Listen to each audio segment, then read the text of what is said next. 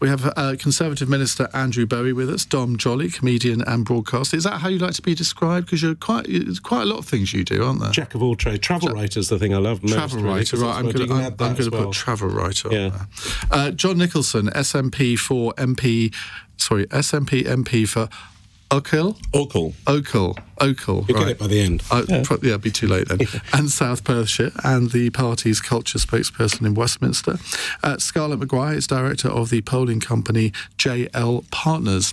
Right, a text question from Katie, who says, Angela Rayner got in first at PMQs today and made a joke about her housing situation. Oliver Dowden, the Deputy Prime Minister, seemed a little taken aback. Is she right to tackle it head on, or is it not a laughing matter? John? Oliver Dowden always seems a little taken aback. That's his resting facial position, isn't it? Look, I don't know anything about Angela Rayner's house. I don't care very much about Angela Rayner's house. I think the fact that there's this howling mob pursuing her over a relatively small amount of money, even if she owes the money, and I don't know that she does, when there's been such massive corruption in so much of the spending that we saw and the contracts that were given during the lockdown by the Conservatives. I just think we should focus on the big stuff and ignore the little stuff. But I feel a bit that she's been rather let down by the party leader, hasn't she? Because he refused to back her. She had to say that she would resign if the investigation went against her. He refused to back her. Did he? Yes. And he's in this very odd position where he said that there's this legal advice that she's relying on, and it hasn't been released, and he's saying he hasn't read it. He's a lawyer. Isn't the first thing you would do if you were her pal say, well, listen, I'm a KC, got quite a lot of experience in this stuff. Let me glance at your lawyer's letter. But then he's dipped his hand in the blood, hasn't he? Well, I know why he's not doing it, of course. But were I a journalist interviewing him, I would say, so, Ciara, why haven't you read the letter? You keep saying you haven't read the letter, but why haven't you read the letter? Mm-hmm. But, I have to stress my overall position on it is it seems much ado about nothing, and it's yet another example, I think, of a mob pursuing a woman in politics in a particularly malevolent way, I think, and I just hate seeing it. And Angela Rayner's frequently a target for very unpleasant attacks in the tabloids, and it's unsavoury, and I'm not saying this is misogynistic, but a lot of her treatment overall seems to me to be enormously misogynistic. She's actually quite popular among Tory MPs, isn't she, Angela Bowie? Yeah, she's great fun, isn't she? Yeah, well, I mean, nice. Personal views aside, and there's an investigation ongoing, so we have to be very careful what we actually say here. It is quite possible that if she has done what she is reported to have done, then she has broken the law. So it isn't a laughing matter, and we have to, she held, some people say rightly, Conservative ministers who were accused of breaking the law to account, calling for a police investigation. It's only right and proper that she's held to the same standard that she was holding other people. So we should let the police investigation take its course. I do agree with John. It's quite remarkable that Keir Starmer is seemingly refusing to read this advice as a KC and somebody who professes to enjoy reading as a pastime. You would think he would find time to actually see exactly what that advice was. We should let the police investigation run its course, but if she has been found to have broken the law, then I think it's incumbent on her to do the right thing and to, as she would call for a Conservative minister to do if the boot were on the other foot, to stand down. Scarlett, what do the public think about this? Do they give a toss? On the whole, I don't think it's got massive cut through. I do think there's a sort of a wider point, which is that trust in politicians is at an all-time low, a record low since it's being measured. That's for politicians across the board. I think it's not helped by, there's always seems to be predominantly Conservative MPs in the headlines recently for doing things that aren't so great. And so people don't trust politicians, don't trust their motives at all. And so I think either side, the sort of mudslinging that we've seen and the sort of pursuit of this as a story, just sort of saying she's wrong, it is a sort of race to the bottom, and it's not going to leave any politicians, I think, particularly better off in the long run, just because the public already thinks so little of all of them, all of you. But it is. I noted your hesitation. Yeah. But so I think that is a factor. I think if either side is doing it for short-term political gain, there's a longer political price to pay, which is not a particularly good one. And that's a horrible thing as well. I think this whole idea. Ghastly, I think this idea that they're all scoundrels, they're all rogues, you can't trust any of them. That really falls into the kind of Boris Johnson, Trump. But it's increasingly pervasive, isn't it? It is what pervasive. they want us as the public not to believe anybody, because that way they can just spew lies all the time, and the public will eventually stop distinguishing between trusted news sources and unsafe news sources, trusted politicians and untrustworthy politicians, and that doesn't help democracy. I agree. John? To me, our world tipped in one particular moment, and it was Trump's spokeswoman when she used that term alternative facts. I just think everything shifted at that stage. I'm firstly thrilled that John's standing up for Angela Rayner, because I think you and I have both been accused of being misogynists by Nadine Dorris for an attack, which I thought was quite justified. Well, she's accused everyone of being a misogynist who doesn't agree with her. She's accused you of everything. Yes. I mean, you were quite...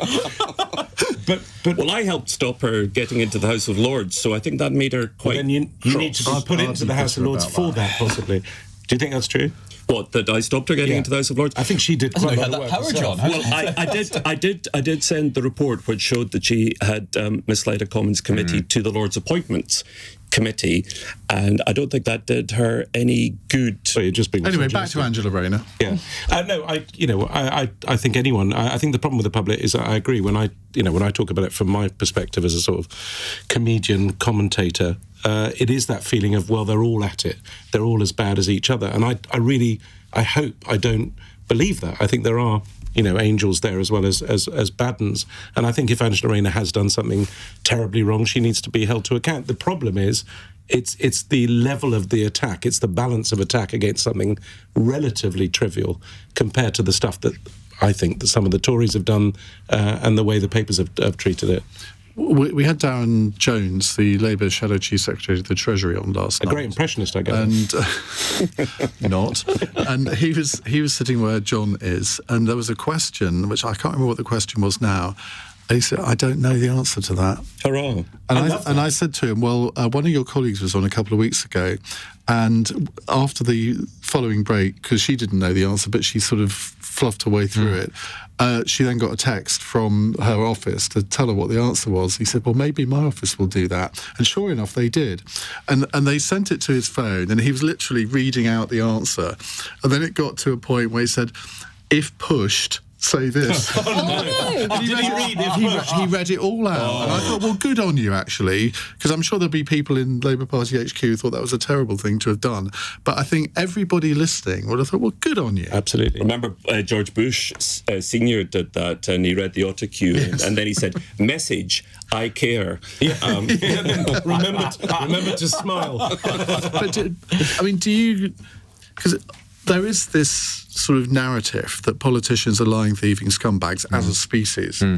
But then when you say, well, what do you think of your own MP? And generally people will say, well, they did this for me, or they gave me that bit of advice, or they helped my neighbour do this. And when you reduce it down to the individual, you get a very... you must see this all the time, Scarlett. Yeah, totally. People feel much more favourably about their individual MPs than they do about parties as a whole, or sort of politicians as a sort of general species. I don't think that's going to necessarily help individual MPs at the next election, because I think the sort of mood of public opinion against government is so strong, so I don't think that's necessarily going to help individual Conservative MPs. But yes, people, generally speaking, have positive interactions with their MPs. Even some of those MPs that then end up being in headlines for one thing or another, or triggering by-elections or whatever, people tend to be able to point to things they've done to them, and I guess that's a benefit of our particular model. We got a follow-up question from Luke in Dagenham. Luke, what would you like to say?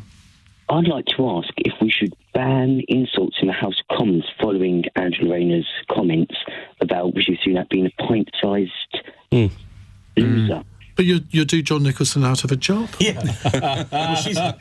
His job is done. It is an interesting point, but when I saw this... Sorry, am I associated particularly with insults in the House? I think you're quite capable of dishing them out, aren't you?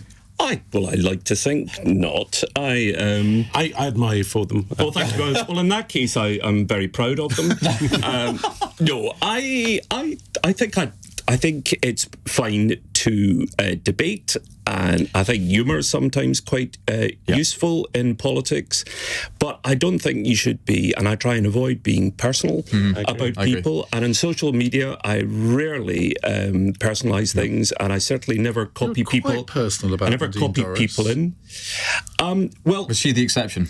She was probably a bit of an exception, but even then, at one point, what Jill would always do if she appeared before us at the select committee, and if you criticised her for something, she would then turn around and say, yes, but you've done that too. So she was poisonous on social media. She called your colleague James O'Brien an apologist for Islamic terrorism. She would say terrible things, and she was in charge, ironically, of the online safety bill. Yeah. And so I pointed out when cross-examining her that she seemed an inappropriate person given her own online history. So she then said, but look at your online history. And I said, produce some evidence that I'm ever offensive online, and she couldn't find anything.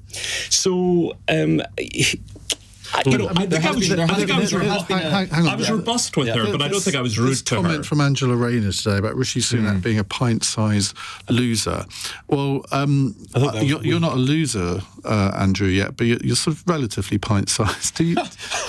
Oh my God! Do you double down? Do you find that sort of thing insulting? I mean, it's just part of parliamentary repartee. We've got a responsibility. I think the tone in political discourse in this country sadly has degraded recently. I think we can blame a lot of things for that. I think Twitter has had a massive role to play, and you do see an encroachment into the House of Commons of the language that previously you would only probably experience online. I think all politicians have a responsibility to retain civility in discourse.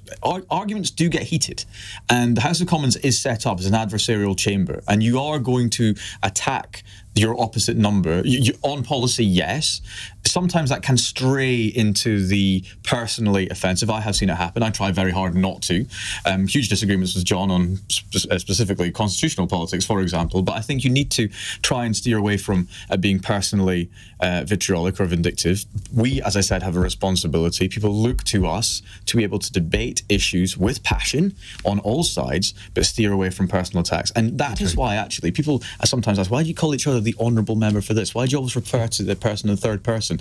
That was designed to try and avoid personal insults and attacks within the chamber of the House of Commons. So I think we do need to work harder to ensure that it doesn't creep still further into our debate.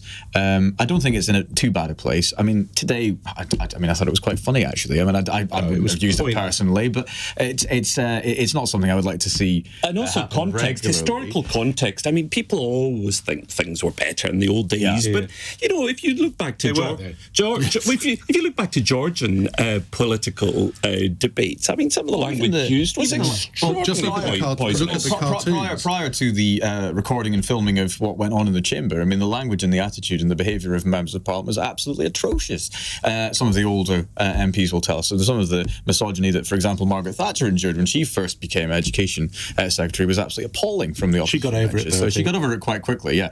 I think the problem... Yeah, I mean, the problem was that, frankly, Oliver Dowden was hanging himself. I mean, he's not a fantastically great performer, and I think she gave him a get-out clause by using a really weak insult, actually. Do you know who he reminds me of? Do you remember the New Statesman, the Great Mail? Do you know what? Piers Fletcher Dervish. 100%. Do you remember? I was thinking that just today. The dress was before your time. I'm afraid I'll be off for you remember, though, don't you? That was remember that character. It's the great Maurice Gran, who lives in Cheltenham with me. He's a good friend, so yeah.